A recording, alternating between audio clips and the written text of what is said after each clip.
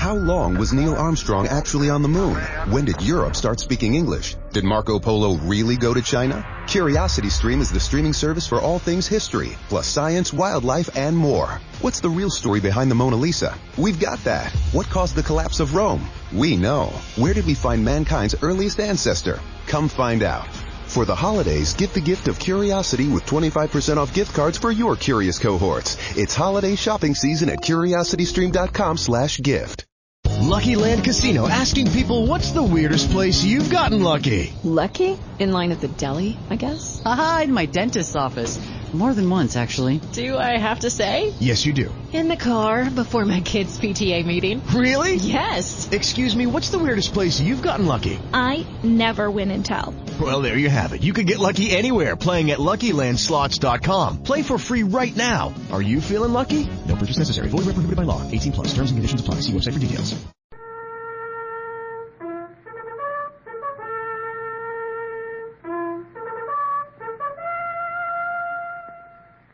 Presenting The Christmas Eve Ghost, another in the series of radio plays based on stories featured in the American Weekly, the magazine which is distributed with all Hearst's Sunday newspapers from coast to coast. The Christmas Eve Ghost was produced in the New York studios of the General Broadcasting Company. Men of the sea are superstitious, even more so than landsmen. The sky, the swell of the ocean surface, birds wheeling and screaming around a ship, all these apparently innocent details have certain ominous interpretations for your sailorman. So it's not surprising that there should be wild tales of haunted ships and shipwrecks which lie fathoms deep or beached on the sandy shores off the New England coast. In the middle of the last century, no sturdier, smarter, five-masted schooner ever sailed the seas than the Ruth I. Brown. Her skipper, a huge, brawny seaman named Cobb, as good a captain as ever ordered a foretack heave down, had one outstanding characteristic. He was deeply religious. Too religious to suit his men, he always carried a parson on board ship to hold services. One blustery Christmas Eve, the skipper was sitting in his cabin, reading aloud to himself. And there were in the same country shepherds abiding in the fields, keeping watch over their flock by night. And lo, the angel of the Lord came upon them, and the glory of the Lord shone round about them, and they were sore afraid. Come in. If you please, Captain. Come in, Mr. Willebrand. Come in. I was just reading a bit of the scriptures. Aye, aye, Captain. But if you... Sit down, Nate, and listen. But, Captain... Sit down. Aye, aye, sir. I'm reading from the second chapter of Luke, where the angel appeared to the shepherds. And the angel said unto them, Fear not, for behold, I bring you good tidings of great joy, which shall be to all people. For unto you is born this day in the city of David a Savior. Captain? And suddenly there was with the angel a multitude of the heavenly host, praising God and saying, Glory to God in the highest, and on earth peace, goodwill toward men. And that's what the good book says, mate. Aye, sir. And suddenly there was with the angel a multitude of the heavenly host. You know what that means? No, sir. Well, that means there was a flock of spirits appeared. You believe in spirits, don't you? The bottle kind I does, Captain. Damn it, mate, don't be profane. I mean ghosts. My mistake, Captain. You heard tell of ghosts appearing, haven't you? Aye, Captain. I've heard tell of them. Never seen them? Never, sir. Neither have I. But the good book tells us they do appear. I wonder if the parson has ever seen them. Mate, just run and give the parson my compliments. And ask him if he's good enough to step here a minute. Well, if you please, Captain. I was sent here with the parson's compliment and to ask if you'd be so good as to step to his cabin. What for? Well, the parson's in a bad way, sir. Sick? Shot, sir. Shot? When? If you please. If you please, sir. Last night while he was ashore, some tipsy oysterman let him have one while he was holding the services in the back room of the Jolly Tar. Why didn't somebody tell me? Well, the parson would hear tell of it, Captain. Didn't want to upset you. Some of the men got him aboard and into his bunk. But he's in a bad way, you see. Aye, sir. Took a turn for the worse just a spell back. Well, why didn't you tell me when you first came in? I tried to, Captain, but... don't stand there spouting like a humpback whale. Get me my jacket off you on the hook. Aye, aye, sir. Parson's in a bad way, is he? Poor devil. Having only one eye and a peg leg was bad enough without getting shot. Your jacket, Captain. All right, come along, Mr. Willebrand. We'll have a look at the parson. Come on.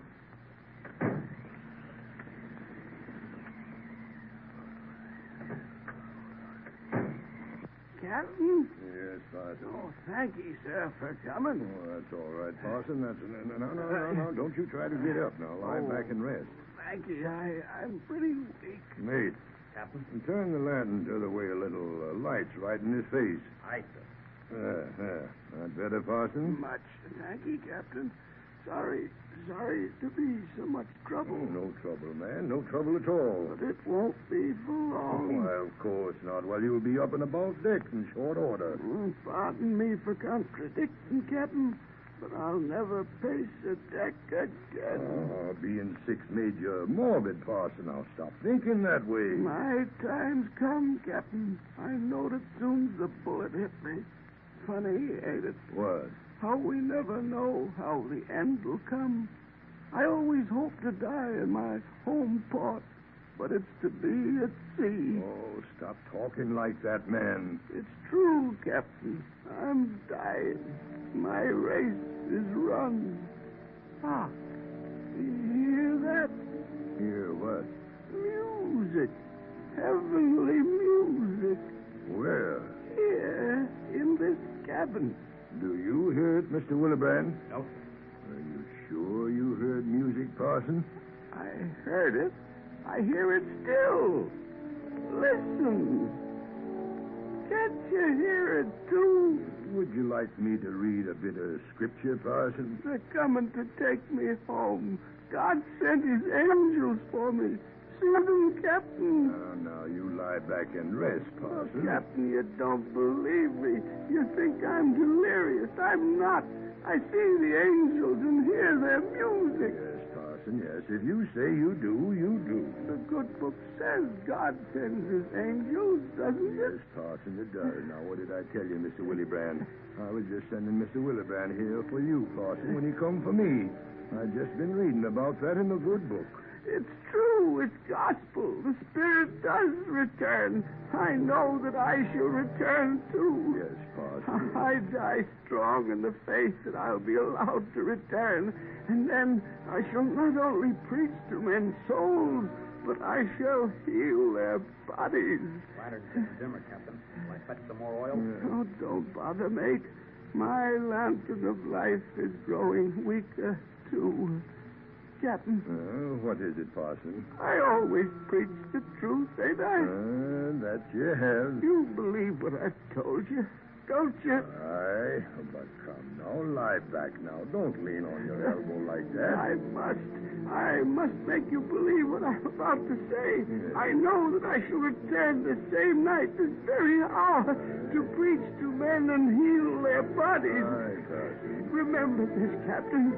I shall come back to preach and heal their bodies. I shall come back.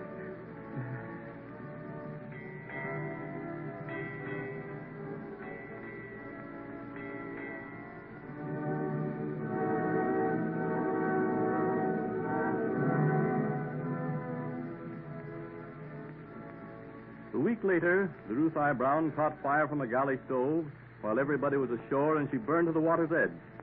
The whole town was interested in the dying prediction of the saintly old parson. Some believed it would come true. Others scoffed at it. But everyone impatiently waited for the next Christmas Eve, the first anniversary of the parson's death.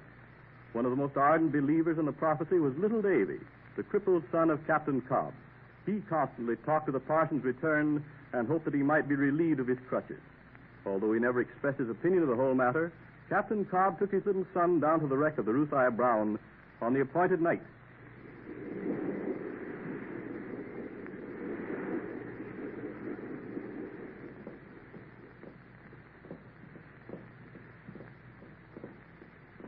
He said he'd come back, didn't he, Father? Aye, son. Did he say what time? The hour of his death, he said, Davy, and that was at 8 bells. And he will come, won't he? He said so, Davy. I think he will. Do you think we'll be able to see him? I don't know. Maybe. Where was the cabin he died in, Father? Aft. See the broken, charred wheel there? Yes. His cabin was just after that. I'm going up there. Maybe he'll come back for sure if I do.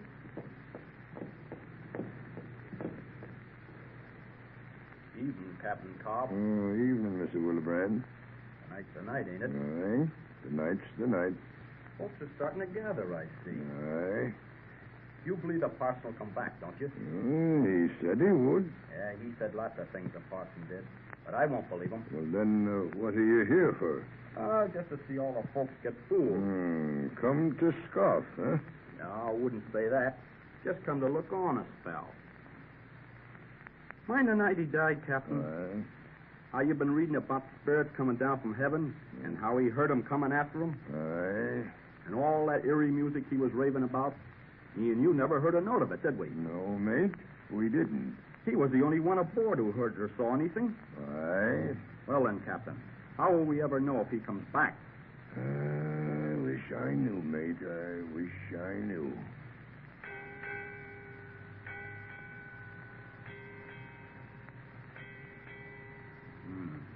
Eight bells, Captain. Aye. 8 bells, mate. Here comes the folks. They expect miracles or something. The parson said he'd come back.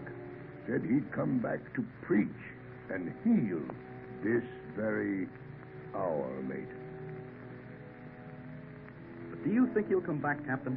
The parson was a very honest man, mate. Captain, Mr. Willebrand. Oh, he meant well enough, Captain. But this coming back now. Here I am, just as I said. Captain, Mr. Willebrand, listen to me. He was so certain he'd return. Yes, Captain, I promised to return, and here I am. They say dying men have peculiar visions, Captain. Aye, Mr. Willebrand. Don't you hear me? I'm back with you. I've got so much to tell you. That's why I hope I go sudden like when it comes my turn. Don't fear death, Mr. Willebrand. Death is peace. Death is beautiful. Oh, if you could only hear me. Parson died easy. Yes, Captain, I died easy. He ain't having an easy time getting back, though. I wonder if he will come tonight. I'm here, Captain. I'm here. Can't you see me? I can see you. Don't you hear the music? The wind's getting round to the north. Be a cold night tonight, Captain. Might blow up a storm for morning. I haven't much longer to stay with you, Captain. I promised you I'd be back. I want you to know I've kept my promise. Oh, there's only one way left now to make you believe.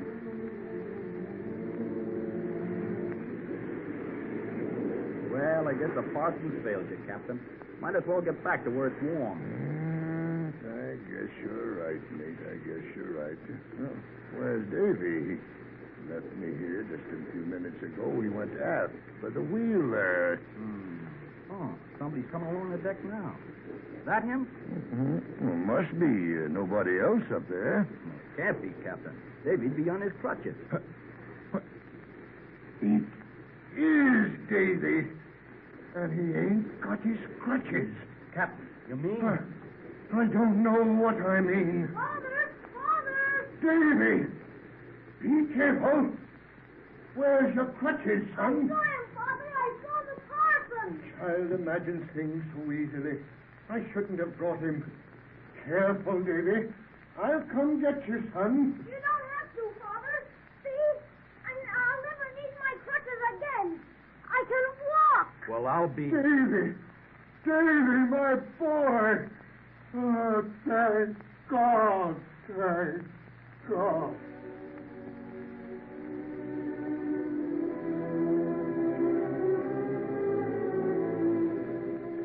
Did the old parson keep his promise and reappear? Full details of the story of this strange old character, as well as many other supernatural visitations, will be found under the title The Haunted Shipwreck Off the Coast of Maine, in next Sunday's issue of the American Weekly, the magazine which is distributed with all Hearst Sunday newspapers from coast to coast. And now, on behalf of the American Weekly and all members of the Hearst organization, I wish to extend to you and your family our very best wishes for a very Merry Christmas. This is Wentworth announcing. Full details of the other stories appearing in next Sunday's issue of the American Weekly magazine will now be given to you by your own announcer.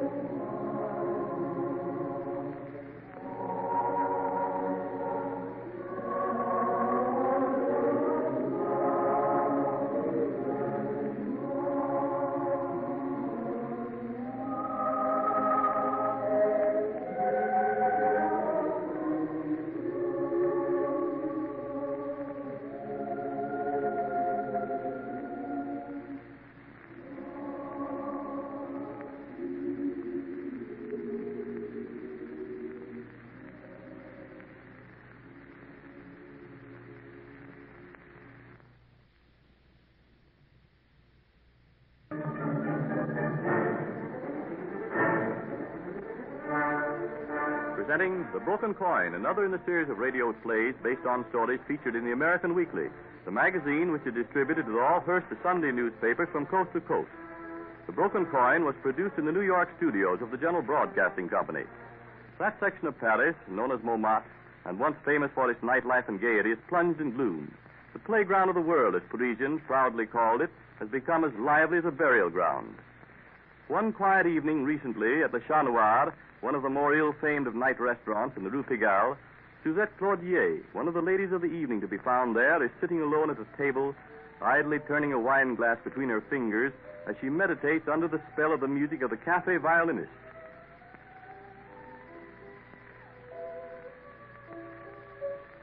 Mademoiselle Suzette.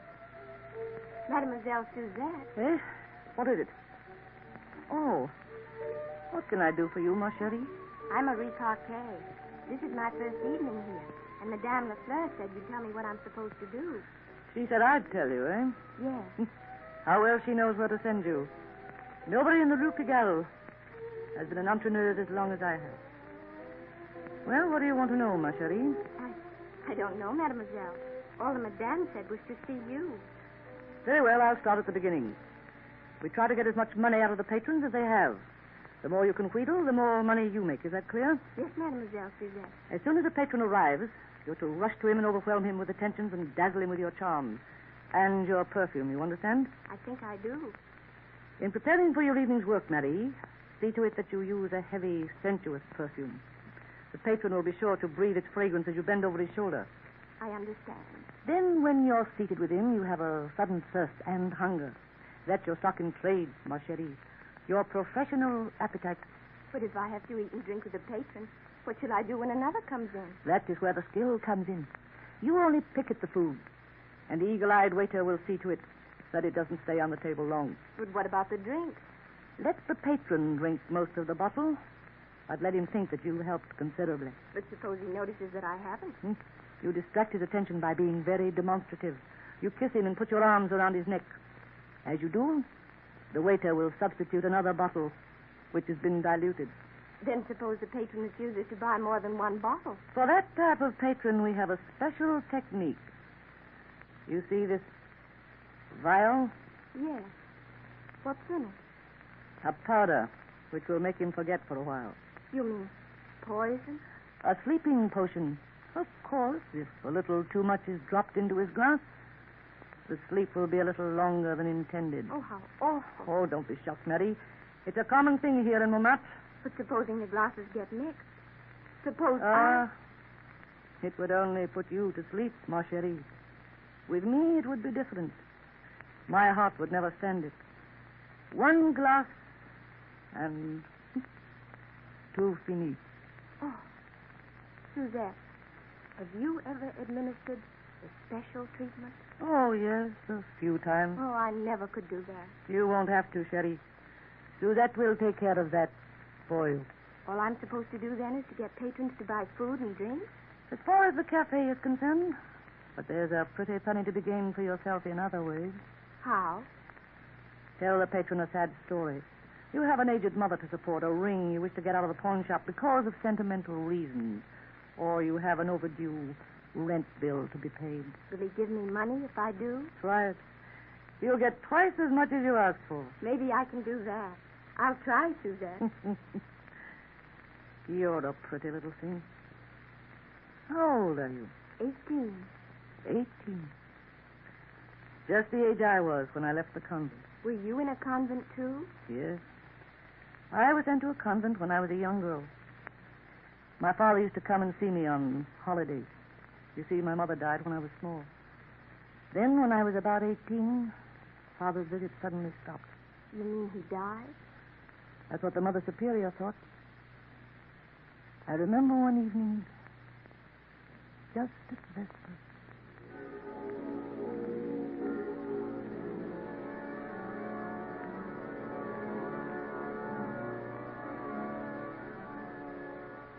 Suzette? Yes, Reverend Mother? I've something to say to you. Come in here a moment. Yes, Mother.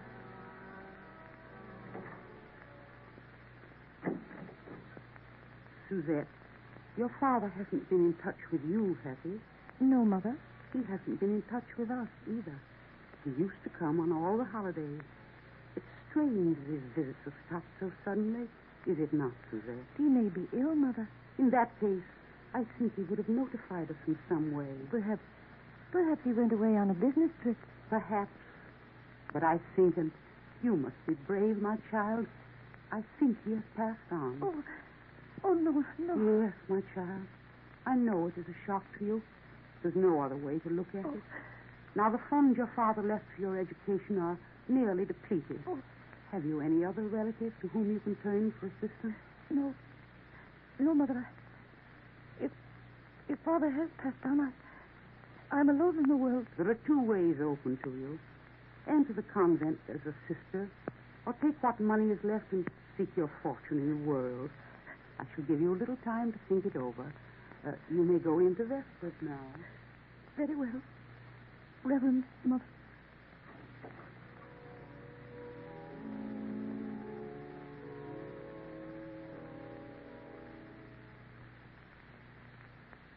You took the money, of course. Yes.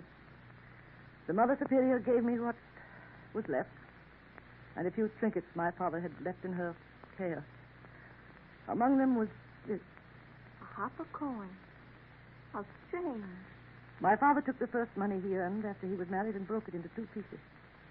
One part he gave to my mother, the other he kept himself. For good luck. This was her half of the coin. And you've kept it ever since. Has it brought you luck? Not the luck I hoped for. You see, I've never given up looking for my father, but I've never found him. Of course, since I've become what I am, I've decided that it's no use. I'd never find him in a place like this. Well, enough of my troubles. You'd better not let Madame Lefleur see us gabbling like this. Poor Suzette. You've had a lot of sorrow in your life, haven't you? I look pretty old, don't I? You've had a great deal of trouble. People who suffer a great deal do look older, you know. You're a dear to be so tactful. You don't have to be. Here, you two. Get busy. Mary, I sent you over here to get some pointers, not to sit and chat all night. Move on. Yes, Madame Lefleur. Oh, it's my fault. I kept her. You should know better, Suzette. But I haven't time to scold now. See that elderly gentleman at that table over there? Oh. You want me to go to work on him? Yes. One of the waiters tells me he has a large roll of money with him. If we don't get it, somebody else will. Hurry now. All right. Bonsoir, monsieur. Oh, bonsoir. You look lonely over here by yourself. Wouldn't you like a little company? By all means. Sit down, won't you? Merci, monsieur. Waiter. You look tired. Are you? A little. But that is because I've been sick with jungle fever. Oh. I've been away from Paris for a number of years. Indeed. Monsieur? Champagne, waiter. Oui, monsieur. Yes, it's been a long time. Have you ever searched for someone and not found them? Why, yes. Yes, I have. Then you know how I feel. Discouraged, disappointed. I know. Tell me about it. You see, when I went away, I didn't have a chance to let anyone know where I was going. The opportunity to make a fortune in mining gold came to me so suddenly. Then, when I was able to get in touch with friends and relations, it was too late. That was too bad. Your family must have been frantic. I had only a daughter. I don't know what became of her. Perhaps she's married and has children of her own by now. Perhaps. Or maybe she went in for a career of some kind. You know, I like to think of her as being famous, even though I shall probably never meet her face to face. Well, it's quite possible she might be famous, isn't it? Of course. I'm sure she's what you dream her to be. I don't suppose I'd ever know her if we did meet. It's been so many years. I'm sure she'd recognize you, monsieur. Oh, I hardly think so.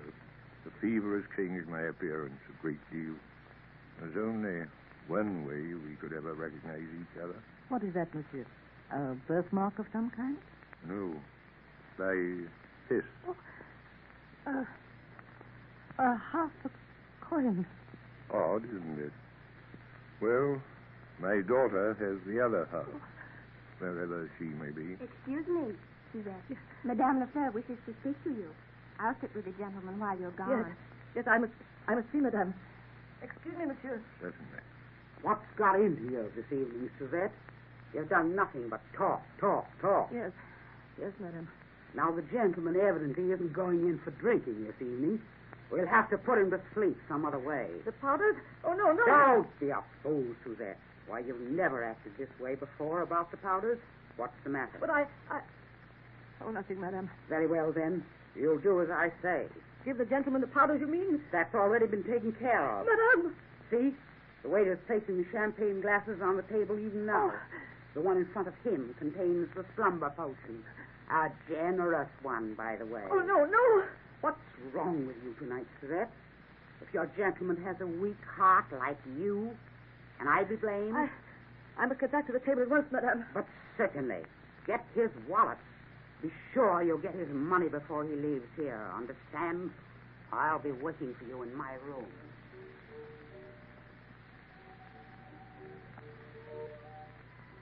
Oh, you're back, Suzette. Yes, I'm back. You can leave us, Marie. Of course. Bonsoir, monsieur. Bonsoir, mademoiselle. Well, mademoiselle Suzette, should we drink a toast? Wait, monsieur. Eh? Why are you changing the glasses? Well, this one is fuller. You ought to have it. No, here. You keep it. Oh, please change with me, monsieur. But why are you so insistent, mademoiselle? I've told you, this one is fuller. Well, I'll drink this one, thank you. Oh, no. Here, what are you doing? Stop. That's mine you're drinking. Yes. And now, my own. Now you must go, monsieur. Flee for your life. I don't understand. Not for your money. If you don't go now while the madame is out of the room, you'll never go out alive. This is a wicked place, monsieur. You're in great danger. Why should you warn me like this? Because you're an old man. You've suffered enough. You don't deserve to die like this. Now go quickly. But, mademoiselle... Oh, do you hear me? Go at once. Very well, but what about you? Oh, I shall be all right. Now. As you please. Au revoir, mademoiselle. Au revoir, monsieur. And God bless you. Suzette? Why, what's the matter? Why, you're scared. Yes. What is it? Are you ill? Oh, Madame! My father. You think me sane. You must always think me so. Mother, I found him. I found him.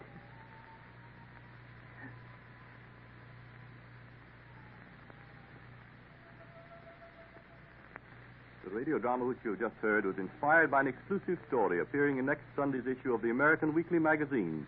You'll find it under the title, Dismal, Deserted Resorts of Gay Paris Nightlife.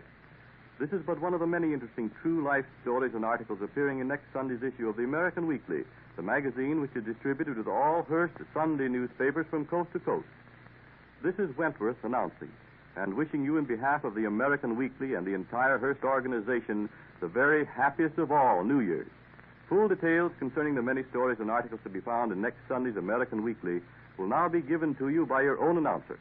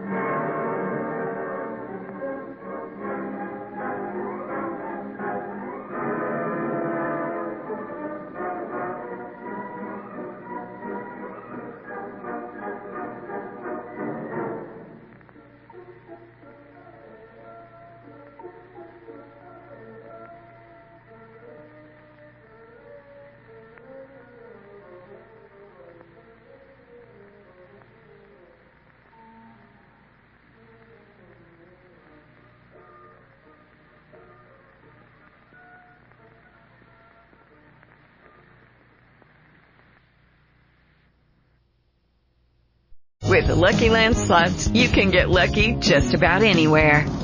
This is your captain speaking. We've got clear runway and the weather's fine, but we're just going to circle up here a while and get lucky. No, nothing like that. It's just these cash prizes add up quick. So I suggest you sit back, keep your tray table upright, and start getting lucky.